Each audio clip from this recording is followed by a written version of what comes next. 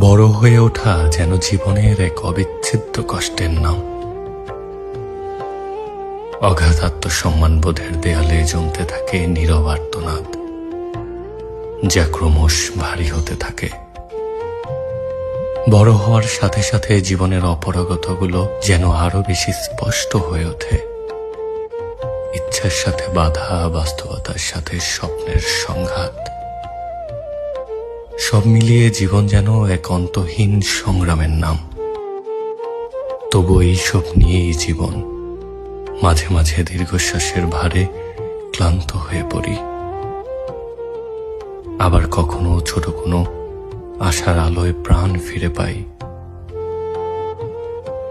জীবন হয়তো এমনই, কষ্টের মধ্যেই লুকিয়ে থাকে বেঁচে থাকার সৌন্দর্য।